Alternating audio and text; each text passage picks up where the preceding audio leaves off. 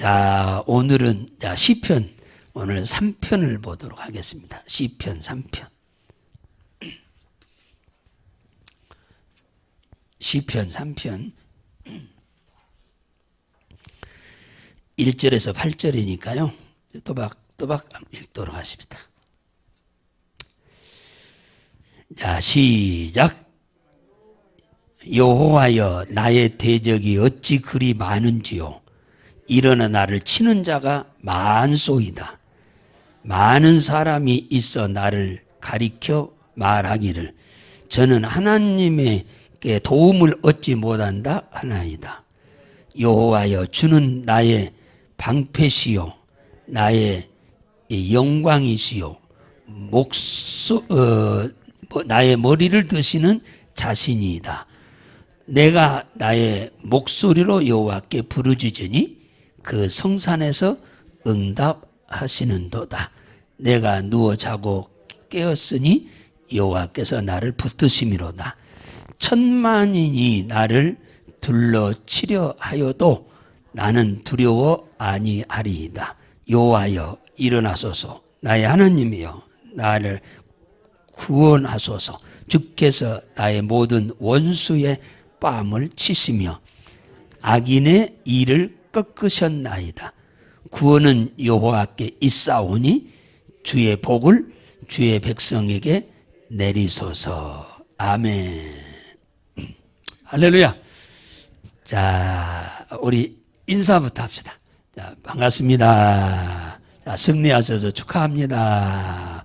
새해 복 많이 받으세요. 이제 구정이 얼마 안 남았으니까 진짜 새해가 며칠 남았죠. 우리나라 구정을 하시니까.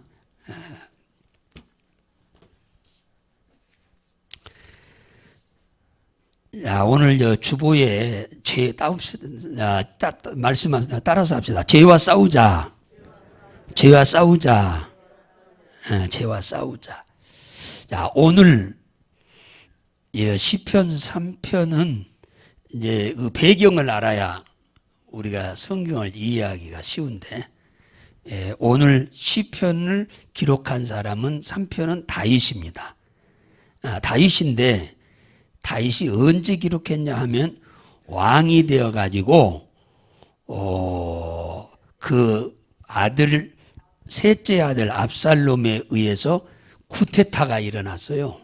이 쿠데타가 일어나 가지고 쫓겨가 가지고 지금 이 기도를 하고 있는 내용입니다. 그러니까 상황이 그리 썩 좋은 상황은 아닙니다. 다윗의 아들이 여럿인데 그 중에서 제일로 사랑하는 아들이 압살롬입니다. 그런데 제일로 사랑하는 아들 이놈이 아버지를 뒤통수를 친 겁니다.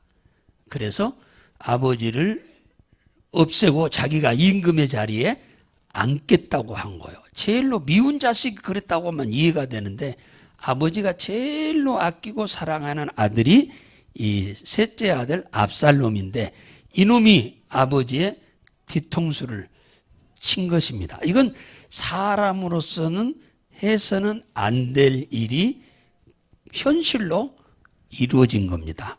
그러면은 왜 이런 일이 생겼을까? 이유가 있을 거 아닙니까?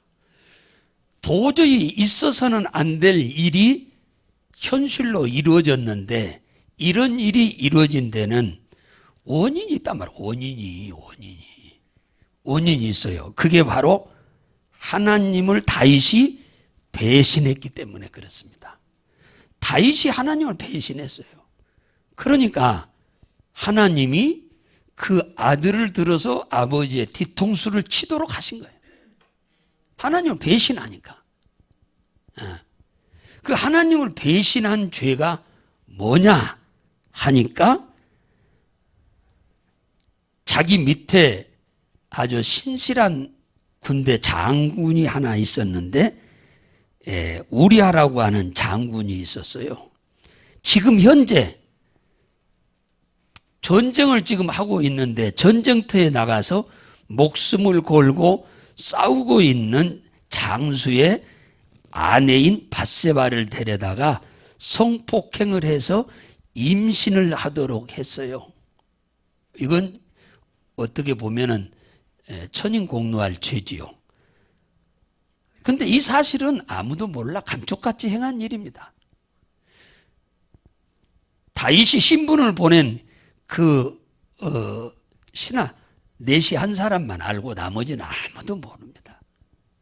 그랬는데 사람을 완벽하게 속인 줄로 알았는데 불꽃 같은 눈으로 보고 계신 하나님께서 그 악한 행위를 보시고 가만 계실 수가 없었죠.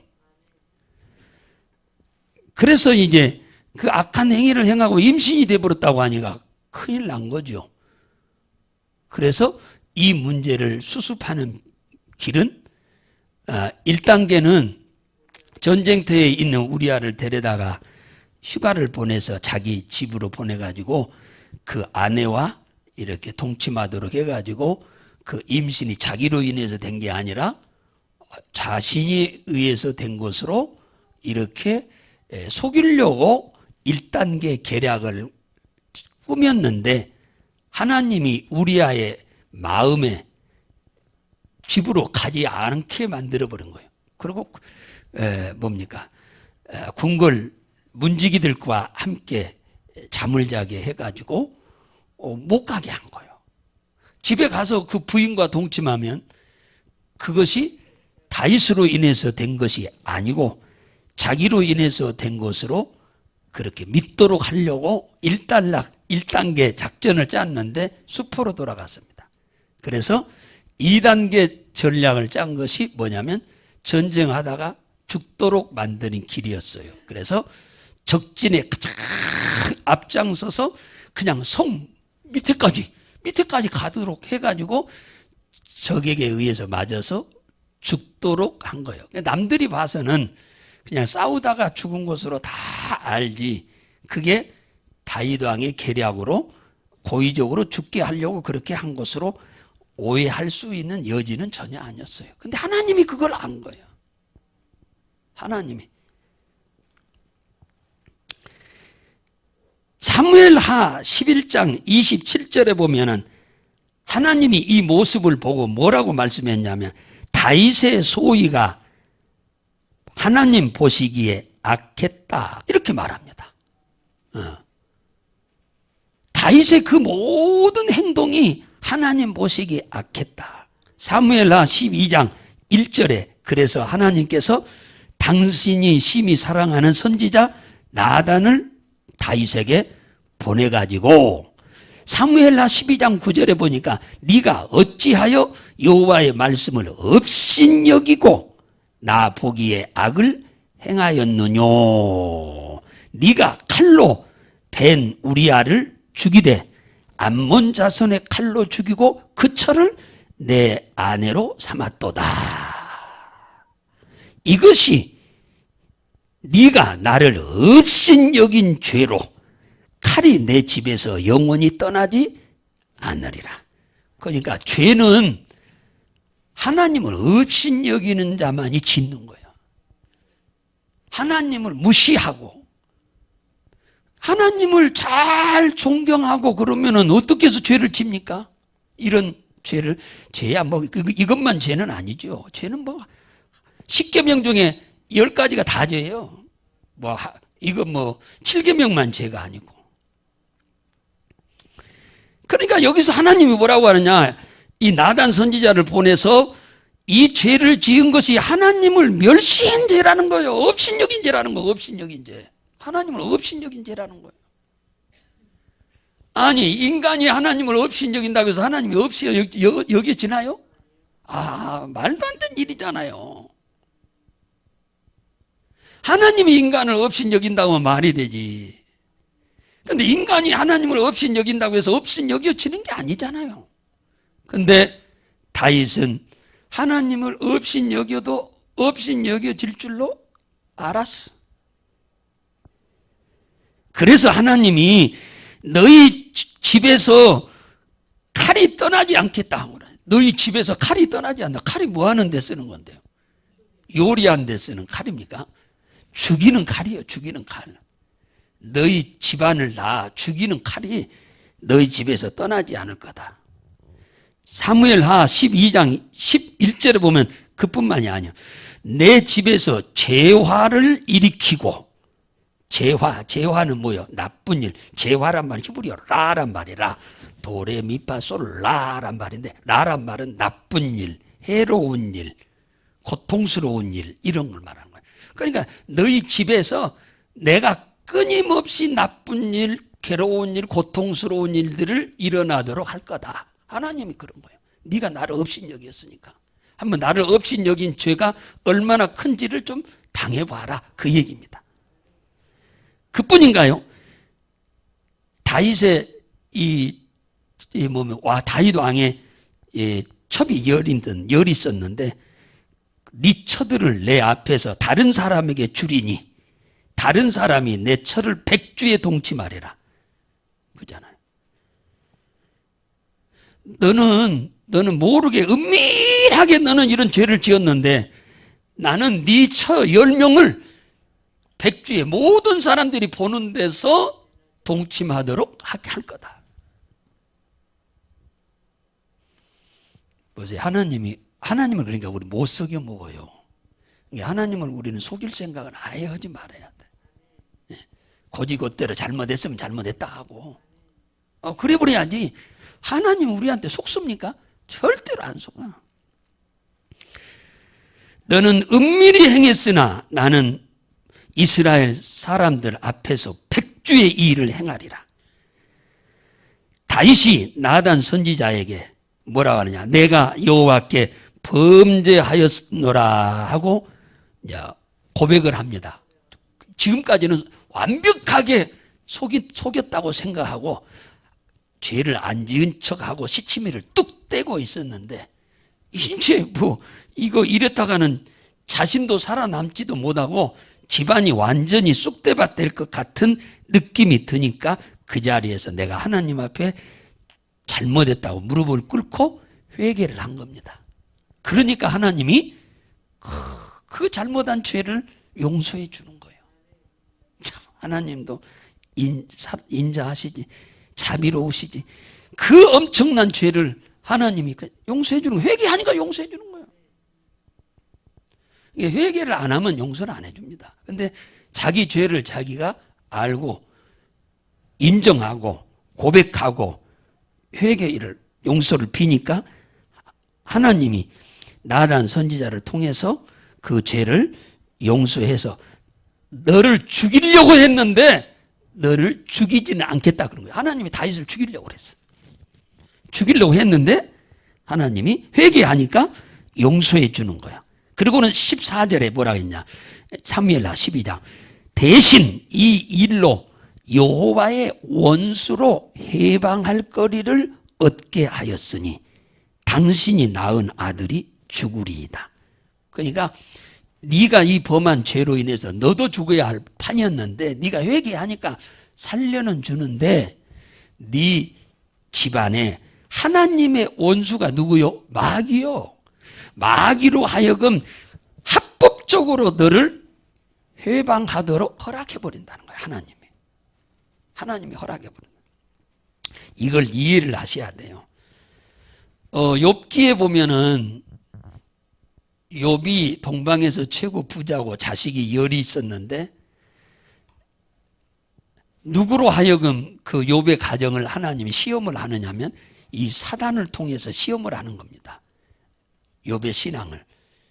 그런데 그 욥의 가정에 사단한테 가서 재산도 한번 없애봐라. 내가 준 축복인데 축복 준 것 때문에 욥이 나를 잘 믿는지 네 말대로 사단이 말대로 아니면 저를 구원해 주신 것이 감사해서 나를 잘 믿었는지 너는 마귀가 하는 말이요. 너는 축복을 많이 해주니까 욥이 나를 잘 섬긴다고 그러는 거고 나는 아니다. 내가 저를 천국을 보장해주고 구원해 줬기 때문에 감사해서 욥은 나를 잘 섬긴다. 전혀 달라요. 축복 주어서 잘 섬긴다고 하는 것하고 그러면 이 사람은 축복 뺏으면 안 섬긴다는 말이나 똑같은 거예요. 근데 구원을 주어서 잘 섬긴다고 하는 건 전혀 다른 거예요. 구원해 주신 것에 대해서 감사해서 잘 섬기면 좀 어려운 일이 있어도 하나님을 배신 안 한다는 거예요. 전혀 다릅니다. 전혀 달라요. 그래서 사단한테 하나님이 허락해 보는 거예요. 재산 한번 뺏어봐라. 나 부인하는가? 자식들 한번 뺏어봐라. 나 부인하는가? 나중에는 그의 건강을 한번 뺏어봐라. 그러면 나를 부인하는가? 그러니까요, 무슨 말이냐면 제가 뭘 설명하려고 그러냐, 여기서 여호와의 원수가 너희 집을 해방할 거리를 줬다고 하는 것처럼 죄를 범하면 하나님이 마귀를 합법적으로 허락해서 우리를 해방하게 만든다는 걸 꼭 명심하셔야 돼요. 할렐루야. 죄값을 하나님 반드시 마귀를 동원해서 우리를 고통스럽게 하나님이 죄의 대가를 치른다는 거예요. 이 일이 얼마나 힘들었는지 말도 못하지요. 그래서 오늘 1절에 보면요, 얼마나 힘든지 여호와여 나의 대적이 어찌 그리 많은지요.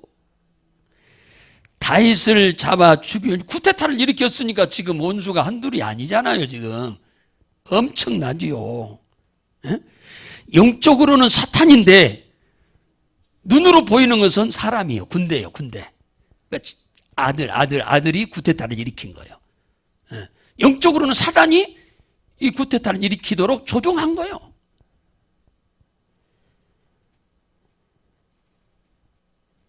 짐승의 배설물이 많이 있는 곳에 파리떼가 와글와글 거리고 달라들듯이 인간의 죄가 있는 곳에는 마귀와 귀신이 달라듭니다. 이걸 우리는 공식이니까 아셔야 돼. 이건 공식이요, 공식. 짐승의 배설물이 있는 곳마다 쇠파리가 많아요, 안 많아요? 엄청 많잖아요. 바글바글합니다. 사람이 죄를 범하면 그 죄를 범한 곳에 마귀와 귀신들이 바글바글 달라듭니다. 그래서 베드로전서 5장 8절에 베드로가 한 말입니다. 너희 대적 마귀가 우는 사자같이 두루 다니며 삼킬 자를 찾는다. 삼킬 자를 찾는다는 말은 무슨 말이에요? 죄 짓는 자를 찾는다고 말이에요. 죄를 범한 자들을 우는 사자처럼 삼키려고 찾고 다닌다고 말해요. 죄 지은 자. 그러니까 우리는 죄를 고의로 지을 수 있는 때도 혹 있을 수도 있고 고의가 아니게 죄를 범할 수 있는 때도 있겠습니다만은 우리는 죄를 어떻든 간에 지었으면 빨리 회개부터 해야 돼. 회개 안 하고 사람은 속여 먹을 수 있어요. 그러나 하나님은 못 속여. 마귀를 속여 먹을 수 있습니까? 이것들도 시공간을 초월하고 자지도 않아요. 이것들도. 배고픈 사자 동물의 안구 보세요. 배고프니까 어스렁 이 사자들이, 호랭이들이, 이 표범들이 돌아다니잖아요. 떼를 지어가지고 혼자도 아니요. 여럿이 떼 지어가지고 어스렁 헐떡거리면서 돌아다니다가 짐승들이 있다고 다 표적으로 삼는 게 아니요. 어린 새끼들을 표적으로 삼아. 어린 새끼들이 힘이 없거든요. 막 쫓으면 새끼는 못 가고 넘어져. 그러면 그냥 잡아먹어.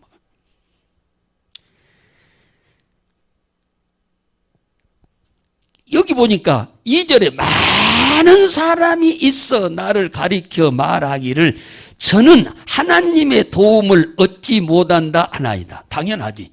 지금 다윗이 이 죄로 인해서 고난을 당하는데 이때에 고난 당하는 것을 하나님이 도와주겠어, 안 도와주겠어? 안 도와줘. 이때는 지금 고난을 치러야 돼. 하나님이 이 죄값에 상응한 고난을 싹 치러야 끝나는 거예요. 죽어야 할 죄는 용서를 해줘서 살려주지만 그 육신이 범한 죄는 하나님이 용서 안 합니다. 그 죄값을 치르게 만듭니다. 그래서 우리는 죄를 두려워야 하는 거예요. 죄와 싸워서 이겨야 하는 거예요. 죄를 짓고 우리가 회개하고 돌이키면 주님이 용서해요. 지옥 가지 않도록 용서해 줍니다. 그러나 죄값은 우리가 육신을 입고 치러야 돼. 그 혹독하게 치러야 돼. 그러니까 우리는 죄를 두려워해야 하고 죄와 싸워야 하는 것입니다. 그래서 사람들이 그러잖아. 하나님이 저를 돕지 않는다고. 당연하지. 하나님이 여기 다 나왔잖아요. 많은 사람들이 나를 가르쳐 말하기를 저는 하나님의 도움을 받지 못한다. 무슨 말이야? 죄를 범하면 쉽게 말하면 기도 응답이 잘 오겠어 안 오겠어? 안 오지요. 죄를 범하면 기도 응답이 잘 안 됩니다. 기도 응답을 받으려면 죄를 지었을 때 뭐 돼야 돼요? 회개해야 돼요. 회개. 회개한다고 해서 그냥 다 없던 것으로 싹 해주는 건 아니에요. 우리 육신이 받아야 할 고통은 당하도록 하는 거예요. 죄에 합당한 고난을 지금 다윗에게 하나님이 주셨기 때문에 그 죄값을 다 고통으로 치를 때까지 하나님은 안 도와줘. 이걸 우리는 꼭 명심해야 돼요. 사무엘하 12장 18절에 보면 그 밧세바가 임신했다고 그랬잖아요. 애를 낳았어요. 그런데 이미 애 낳기 전에 하나님이 여호와의 원수로 하여금 회방하도록 한다고 그랬죠. 그래가지고 그 자식을 죽게 한다고 그랬어요. 그랬는데 아니라 낳았는데 정상이 아니요. 어이들을 총동원했는데도 소용이 없어. 다윗이 얼마나 급했던지 금식을 했어요. 일주일간. 그랬는데 응답이 왔겠어 안 왔겠어? 안 왔죠. 그래서 죽었습니다. 그 아이가 죽었어요. 밧세바가 임신해서 낳은 아들이 죽었습니다.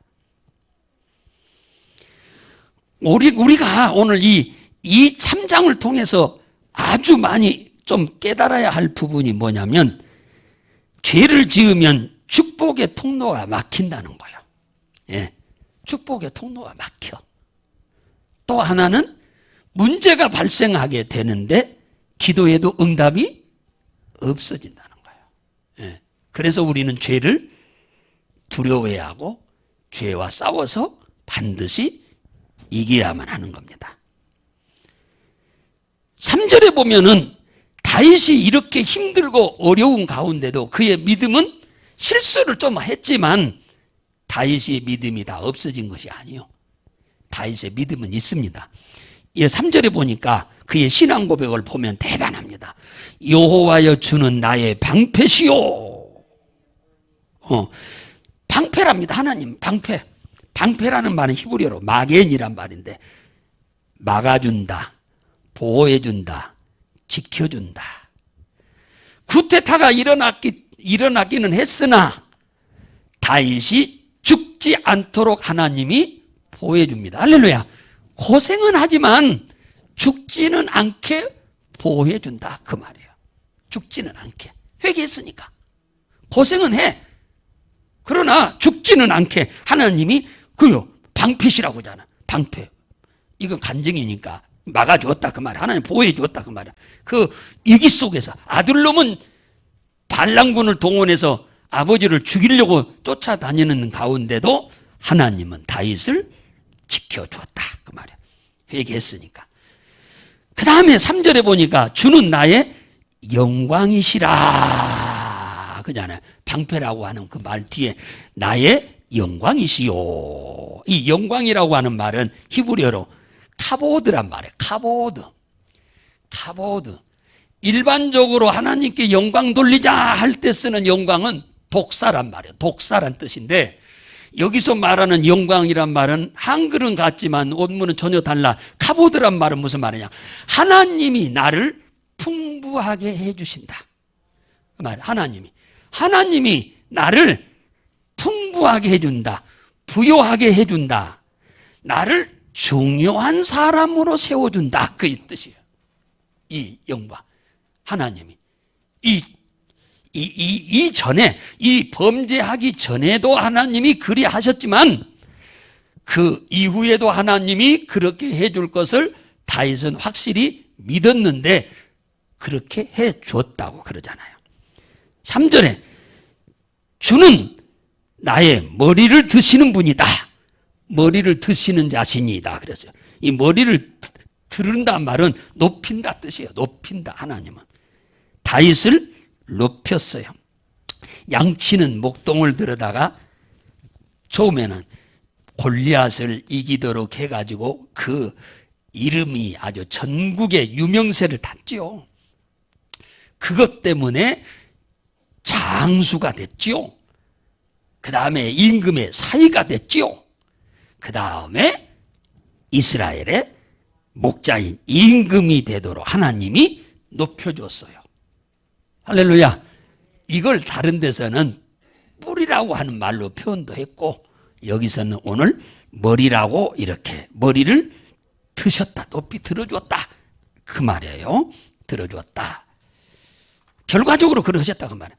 다윗은 그러니까 쉽게 말하면 지금까지 저 베들레헴에서 아들만 8인 가정에서 태어나가지고 막내로 형들한테 온갖 무시당하고 멸시당하고 형들의 아주 꼬북노릇 하면서 자란 이 어린아이 목동을 하나님이 임금의 자리까지 온 것이 다 자신의 능력이 아니고 하나님의 능력으로 되었다고 지금 여기서 고백하고 있는 줄로 믿으시기 바랍니다.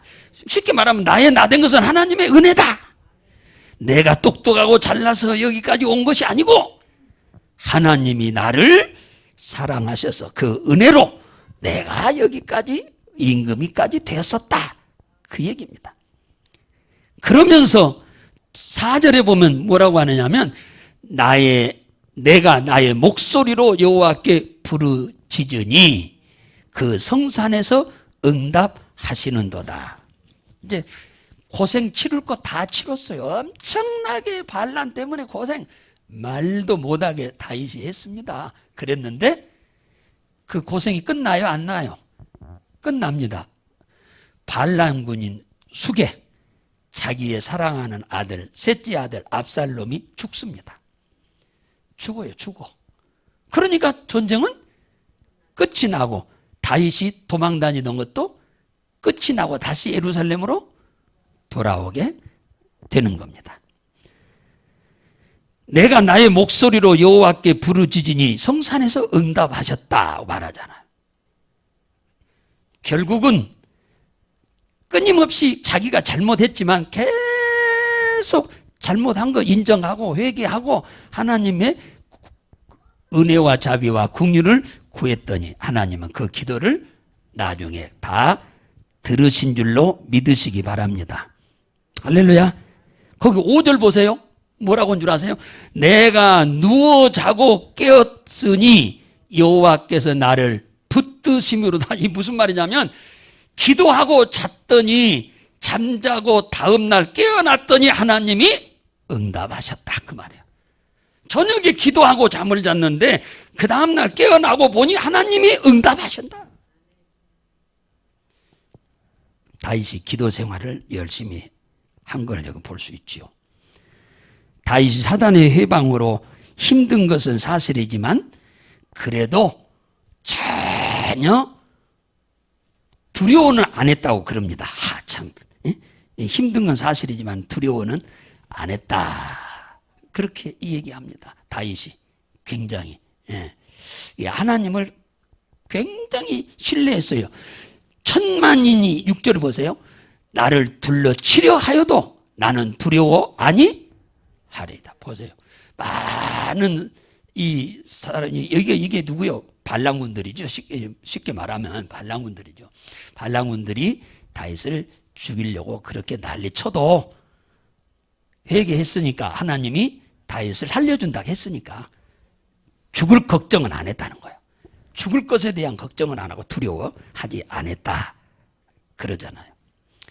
우리가 때로는 고난 당할지라도 하나님이 십자가에 피 흘려 피값으로 자녀 삼았으니까 우리가 좀 허물로 인해서 죄로 인해서 고난 당하는 때가 있을지라도 우리를 하나님이 죽이지는 않을 거니까 두려워하지 말기를 주의 이름으로 축원합니다. 할렐루야. 그러죠. 고난 중에도 다윗은 전혀 실망하지 않고 낙심하지 않고 7절 보세요. 얼마나 기도를 부지런히 하는데 그 고통 가운데서 기도를 자꾸 쫓겨다니면서도 기도를 많이 합니다. 7절 보세요. 여호와여 일어나소서. 나의 하나님이여 나를 구원하소서. 그 쫓겨다니면서 그 어려운 가중에 어지간한 믿음이 없으면 이 어려움 당하면요 뒤로 나자빠져 버려요. 기도 안 해버립니다. 그런데 다윗은 이 엄청난 어려움 가운데서도 실망하거나 낙심하지 않고 더욱더 하나님 앞에 뭐 했어요? 기도하잖아요. 기도, 하나님이요 일어나소서. 그러니까 고난이 길어지니까 하나님이 돗자리 펴놓고 그냥 주저앉아서 다윗을 도울 생각을 전혀 안 하고 계신 것으로 그렇게 지금 표현한 거예요. 그래서 좀 일어나세요. 좀 일어나서 좀 나를 좀 도와주세요. 행동 좀 하세요. 예? 보고만 계시지 말고 일어나서 나를 돕도록 행동 좀 하세요. 그냥 그 얘기입니다. 지금 관망만 하지 말고 좀 나를 도와주세요. 잘못한 것도 있긴 하지만 기도를 그렇게 그 어려운 중에도 기도를 절대 포기 안 합니다. 그러면서 또 뭐라고 하냐? 하나님이여 나의 원수의 뭘 치소서? 뺨을 치소서. 뺨을 쳐달라는 거예요. 그리고 그들의 뭘 꺾어버리라고? 이빨을 꺾어버리세요. 뭐 그러니 여기 뺨을 많이 때리면은 잘못하면 세게 맞으면은 이빨이 나갈 수도 있죠. 이빨 나갈 수도 있죠. 예. 이게 비유예요. 이것은 예를 들어서 호랭이와 사자가 뭡니까 무섭기는 합니다만 호랭이와 사자의 이빨 빼버리면 그건 아무 무서울 것이 없죠. 적들이 아무리 다윗을 향하여 죽이려고 이렇게 쫓아와도 그들의 이빨 빼버리면 꺾어버리면 아무 소용이 없는 거죠. 그러니까 다윗은 이 와중에도 이 어렵고 힘든 와중에도 기도를 했더니 그 원수들의 이빨을 뭐 했대요? 꺾어버렸다고 하잖아요. 팍 꺾어버렸다는 거예요. 꺾어버렸어. 그러니까 뭐요? 무엇으로 인해서 꺾어졌냐면 그렇죠. 압살롬이 죽으면서 꺾어져가지고 끝난 겁니다. 마가복음 11장 24절에 예수님이 직접 이런 말씀을 하신 적이 있어요. 무슨 말씀이냐? 내가 너에게 말하노니 무엇이든지 기도하고 구하는 것은 받은 줄로 믿어라. 그리하면 그대로 되리라. 다윗이 이기에서 기도를 뭐 잘못했다고 해서 기도를 전혀 안 하는 게 아니에요. 응답이 금방 안 온다고. 잘못해서 죄를 지어서 낯짝도 없기는 합니다만 그러나 끊임없이 계속 기도하니까 하나님이 응답을 주신 거예요. 그러니까 다윗은 이렇게 기도를 계속 지속한다고 하는 것은 뭐냐? 응답이 올 것을 믿으니까 지속을 하죠. 이걸 안 믿어지면은 포기해버리죠. 뭐라고 기도해요? 포기해버리지. 예, 다윗은 실수를 해서 그 죄로 인한 고생은 좀 합니다만 그의 믿음은 전혀 흔들림이 없었습니다. 할렐루야. 그 8절 한번 볼까요? 뭐라 하냐? 구원은 여호와께 있사오니 주의 복을 주의 백성에게 내리소서.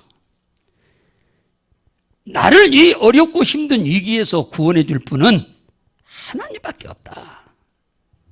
내 자식 새끼도 나를 죽이려고 그러는데 하나님밖에 없다. 나를 구원할 자는 하나님밖에 없어. 그리고 복을 내릴 분도 하나님밖에 없어.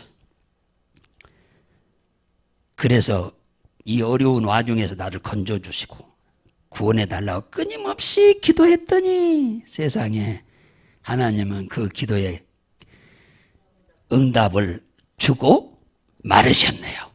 할렐루야. 우리는 다윗 같은 이런 죄는 안 지은다 하더라도 이런 유사한 죄는 아니더라 하더라도 일반적으로 다른 죄는 지을 수도 있잖아요. 그런다 할지라도 회개하고 하나님 앞에 이 고난이 끝날 때까지 계속 기도하시면 이 문제가 다 태산은 부서져서 돌멩이 되고 돌멩이는 부서져서 가루가 되어서 바람에 훅 하고 날아가듯 사라져버리게 될 줄로 믿으시기를 주의 이름으로 축복합니다.